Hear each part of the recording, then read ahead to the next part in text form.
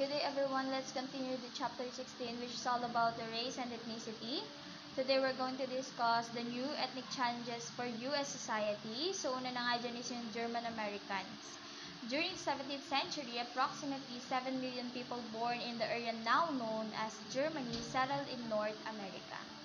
Many of the German migrants entering the United States were urban-based people skilled in crafts, trades, or the professions. Some of these immigrants were German Jewish migrants who were adapting along with other Germans to the booming cities of New York, Cincinnati, St. Louis, Chicago, etc.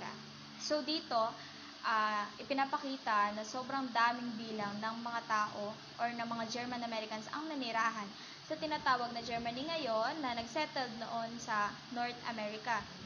So dito, nabanggit din na meron silang kanya-kanyang kakayahan para magkaroon ng kanilang pamumuhay sa lugar ng Amerika. So dito kabilang nga yung kanilang kakayahan sa paggawa ng crafts, sa pagkipagkalakalan, at kung meron man silang profession gaya ng mga doktor, pagiging guro, at marami pang iba. So in 19th century, German American ethnic communities included both skilled and unskilled laborers according to Skupin in year 2011. Many of them attempted to retain their ethnic identity, including their language, culture, and religious traditions. Many of these German immigrants wanted to conserve their ethnic and nationalist identity within the United States. So dito na nagkaroon ng challenge para sa US society na magkaroon o umusbong yung kagustuhan ng mga German American na panatilihin yung kanilang ethnic identity. Kabilang na nga dito yung kanilang pananalita, kanilang kultura, maging na kanilang pinaniniwalaang relihiyon. So dito nagkaroon ng challenge para sa US society dahil sila nga ay nakatira or nagsettle sa Amerika, ngunit ang gusto nilang panatilihin na pagkakakilanlan ay yung pagiging German nila.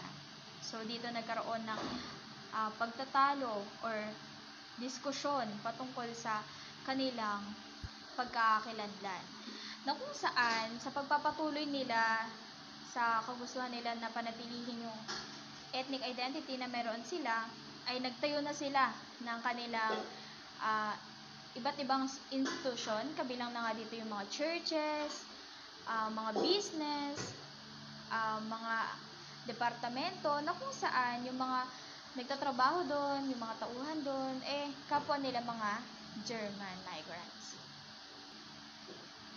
Dito napapasok yung tinatawag na Little Germany. So, ano nga ba yung Little Germany?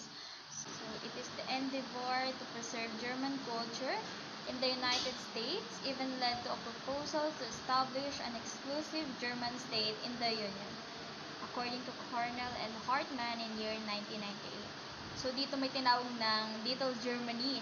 Ito yung lugar na kung saan nape-preserve at napanatili yung German culture, at yung mga naninirahan nga dito ay yung tinatawag na German Americans. So dito, nagkaroon sila ng sariling lugar nila na kung saan napanatili nila yung ethnic identity nila, kabilang na yung kanilang pananalita, kanilang relihiyon, kanilang kultura. Another ethnic challenge for US society is yung pagdating ng Irish Americans. So, the major influx of Irish immigrants into the United States came during the 19th century. Today, some 30 million persons in the United States trace their ancestry to the Irish according to United States Census Bureau in year 2000-2010. So, dito, sa kasalukuyang panahon, ay marami ang naimpluwensyahan ng Irish Americans pagdating sa kanilang pamumuhay, kultura, at pagkakakilanlan. They adapted within many different types of occupations, skilled and professional. But because many of the Irish arrived with little education and capital, they were forced to take the lowest wage jobs in factories, mines, and mills, in the construction of railways and canals, and in other skilled occupations. So dito, sinasabi na yung mga Irish Americans ay nagkaroon ng pamumuhay according sa kanilang kakayahan. So, merong skilled, merong professional. Sa kabilangan ng kanilang kakayahan, ay merong mga Irish Americans ay konti lang o hindi ganoon kataas ang pinag-aralan at walang kakayahan o sapat na kapital para magsimula ng kanilang hanap buhay sa Amerika. At dahil nga sa kadahilan ng ito, sila ay napilitan na magtrabaho sa mga institusyon na may pinakamababang sahod. At maraming Irish women nagtrabaho bilang isang servant. So dito, many Irish women began to work as domestic servants for wax, household, or in the textile mills and factories in eastern cities such as New York and Boston. So pag sinabi natin wax, ito yung acronym from White Anglo-Saxon Protestant. Ito yung mga tao or organisasyon na pinapaniwalaan nila na sila yung mas nakakataas. Paniwalaan nila na itong mga Irish American na ito ay hindi karapat-dapat or mababang uri lang compare sa kanila. Kaya naman nagkaroon din ng mahaba at matagal na diskusyon patungkol sa ganitong issue dahil ito ay nagpapatunay or nagpapakita ng pagkakaroon ng diskriminasyon sa pagitan ng mga Irish Americans at dito nga sinatawag na White Anglo-Saxon Protestant.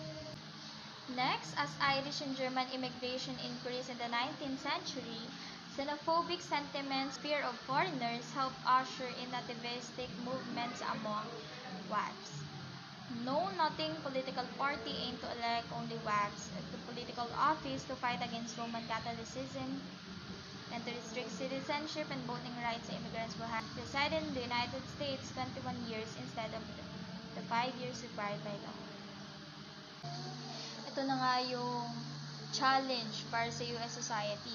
Nung nagkaroon na ng mahaba at matagal na diskusyon patungkol sa pagkakaroon ng diskriminasyon sa mga Irish Americans at sa Native Americans or yung tinatawag na WASP or WASP.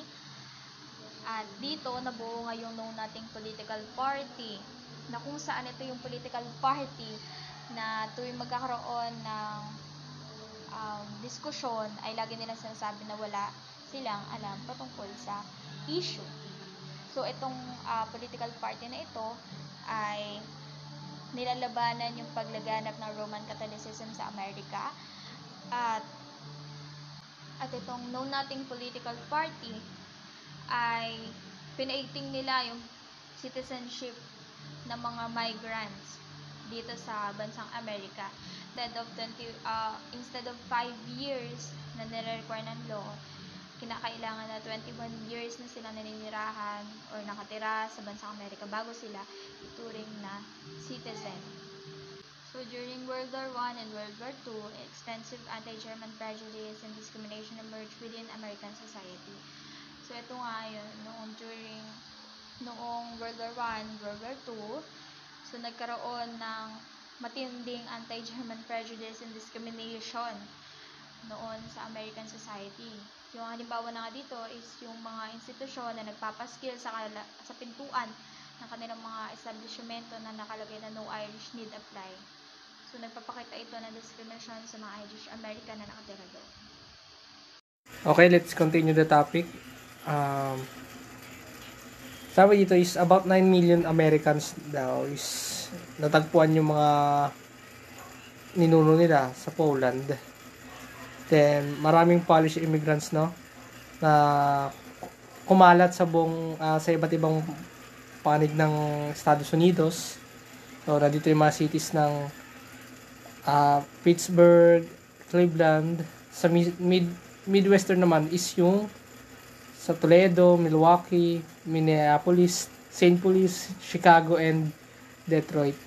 Then, maraming ang mga Polish is mga nagtrabaho sila sa slaughterhouse, sa mga factories, refineries, at iba pa. No? And then, noong 1920s, sa Chicago naman daw is merong 400,000 na Polish.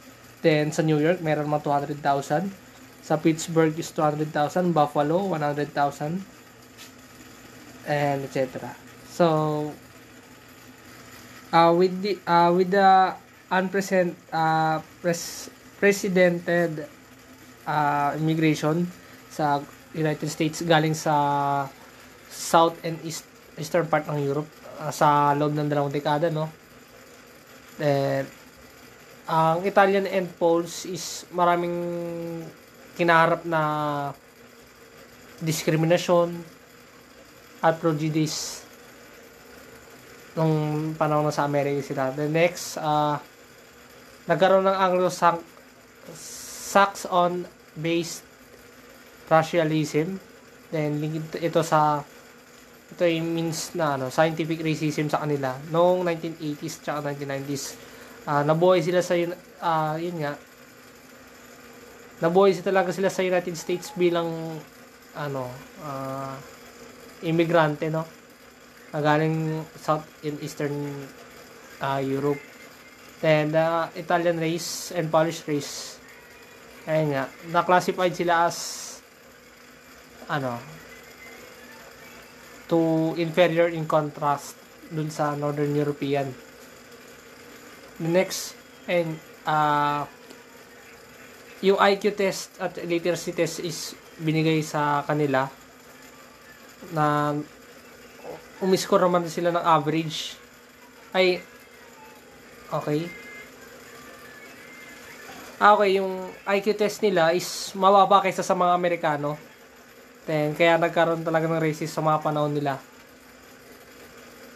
And, yung Italian race and Polish race, identify sila dahil sila, yung mga ugali nila may pagkasiloso, masyadong emotional, baliw, tamad, maruming tao, marumi sila, o kaya bumaba yung tingin sa kanila talaga. Kaya masyadong malakas sila sa pangungutya ng mga ibang lahi, katulad ng mga Amerikano. Okay, yung itong mga European na to is nag-adjust na lang talaga sila sa mga Amerikano. Then they joined unions and organized political parties, no? At ayun nga, nagkaroon na ng Anglo immigrants sa US.